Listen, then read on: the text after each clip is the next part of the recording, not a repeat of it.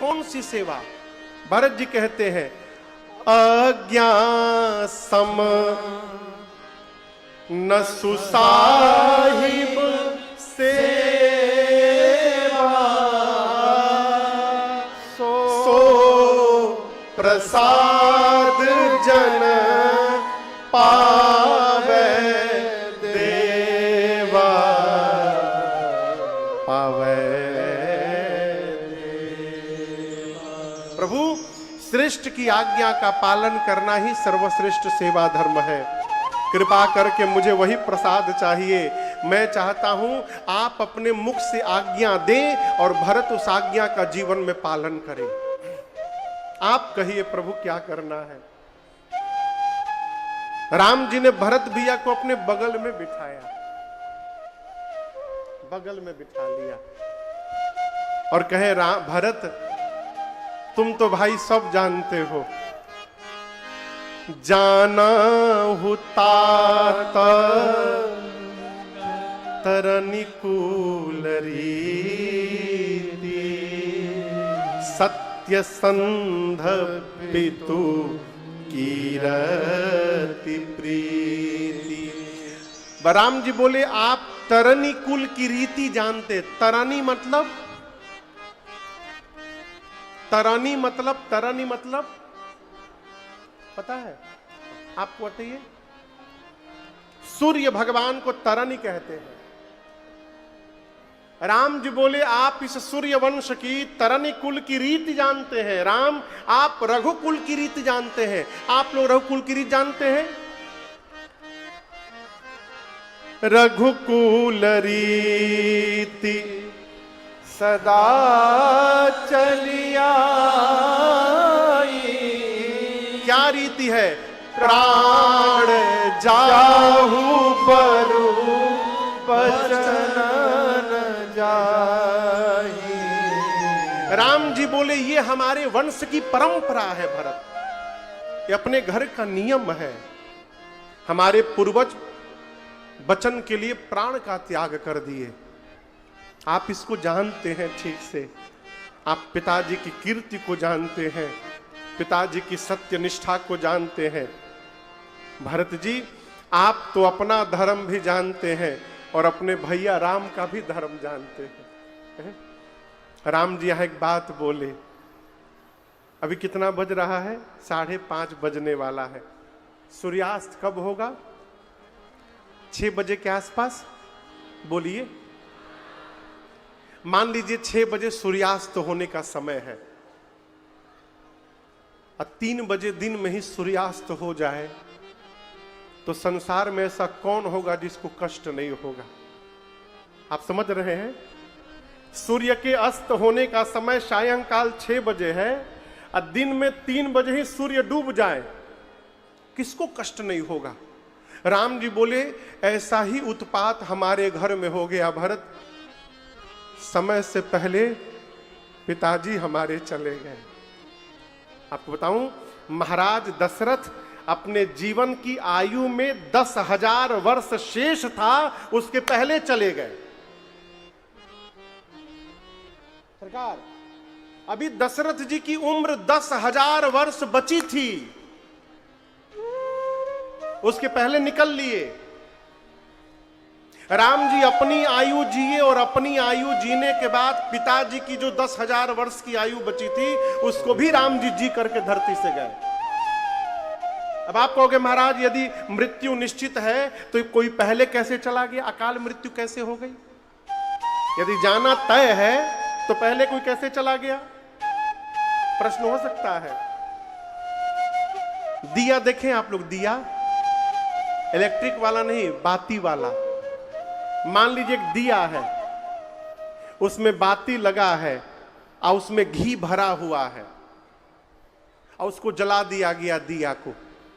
हम आपसे पूछें कि इस दिए की उम्र कितनी है तो आप क्या कहिएगा? बोलिए। जितना उसमें घी है, ठीक ना? वो निश्चित है कब तक उसको जलना है। जितना उस दिए में घी भरा है वो उस दिए की उम्र है। दिया जल रहा है रखा हुआ है। जब तक घी है वो जलेगा, उसके बाद बुझेगा। और उसी बीच किसी ने आके घरवा में पंखा चालू कर दिया, क्या होगा? वो क्या होगा? बुझ गया कि नहीं बुझ गया? घी रहते हुए भी बुझ गया। अभी उसकी उम्र थी लेकिन उसके पहले बुझ गया। उसी प्रकार जीवन में कर्म बिगड़ जाता है कभी कभी, तो आयु रहते हुए भी जीव को यहां से जाना पड़ता है। राम जी बोले कि समय से पहले पूज्य पिताजी आज चले गए हमारे आपके, लेकिन भरत एक बात हम कहना चाहते हैं, अभी हम लोग अनाथ नहीं हुए हैं भरत। भरत जी पूछे कैसे भैया? राम जी बोले पिता के रूप में जनक जी महाराज बैठे हैं और भगवान के रूप में गुरुदेव भगवान बैठे हैं, हम लोग अनाथ नहीं हुए हैं अभी। मैं तो यही कहूंगा भरत जी कि आप अपने धर्म का पालन करिए और अपने भैया से उनके धर्म का पालन करवाइए। सो तुम करहु करावहु मोहु, तात तरन कुल बालक हो। भरत जी बोले भैया मेरे जीवन का केवल एक ही धर्म है। राम जी पूछे क्या है? भरत जी बोले अंतिम श्वास तक आपकी आज्ञा का पालन करते रहना है, यही मेरा धर्म है केवल। इसके अलावा मैं दूसरा कोई धर्म जानता मानता नहीं हूं भैया। आप कहिए कि मुझे क्या करना है। राम जी समझ गए कि अब लगता है मुझे ही कहना पड़ेगा। तो राम जी बोले ठीक है भैया, मैं आपको कह देता हूं। क्या? प्रसाद लिया।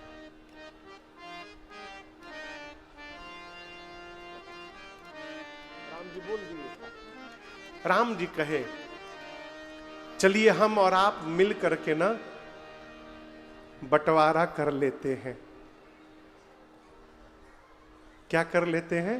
बंटवारा। आप लोग भी बंटवारा करते हैं ना? राम जी बोले चलो बंटवारा कर लेते हैं। भरत जी सुने तो कांपने लगे, कहें भैया संपत्ति छोड़कर आप चले आए, उस संपत्ति को छोड़कर मैं भी चला आया और आप बंटवारा करने की बात कर रहे हैं। राम जी बोले बंटवारा तो करेंगे भाई, लेकिन अपने घर की संपत्ति का बंटवारा नहीं करेंगे, हम अपने घर की विपत्ति का बंटवारा करेंगे। हम लोग विपत्ति बांटेंगे भाई। बाटी विपत्ति सबहि मोहि भाई, तुम ही अवधि भरी बड़ी कठिनाई, बड़ी कठिनाई।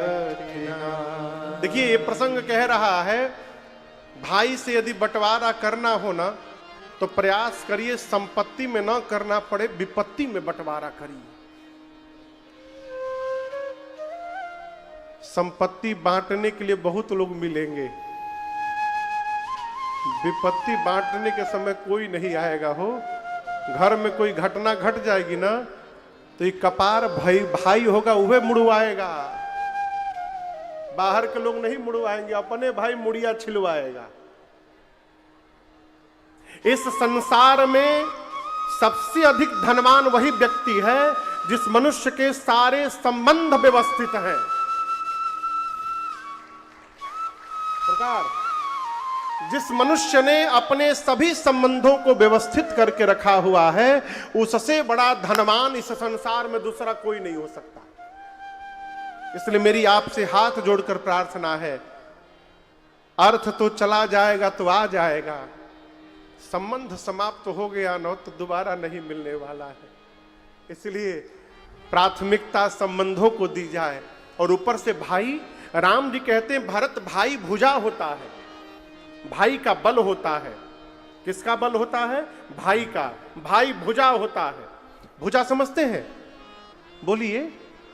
हाथ होता है भाई। कल्पना करिए ये हाथ यहां से लेकर यहां तक इसके 20-25 टुकड़े हो जाए, हड्डी के, हाथ के 20-25 टुकड़े हो जाए हड्डी के, और यदि कोई शरीर पर लाठी से मारने जाए ना,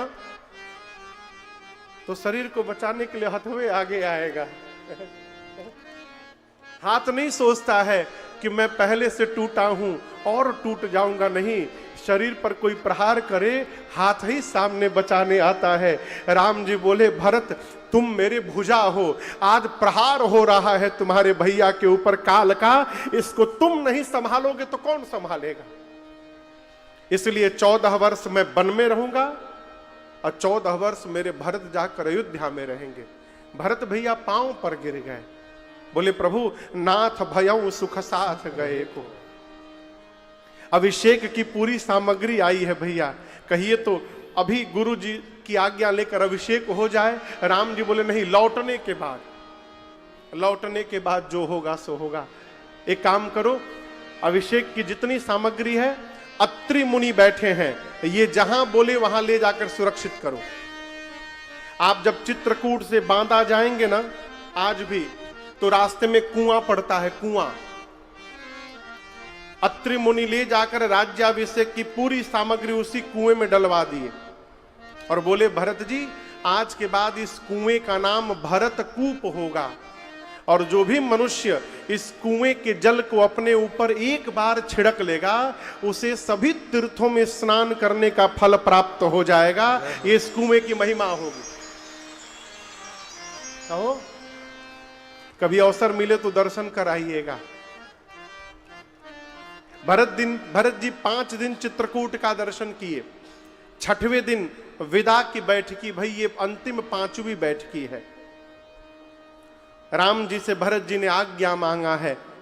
अब गोसाई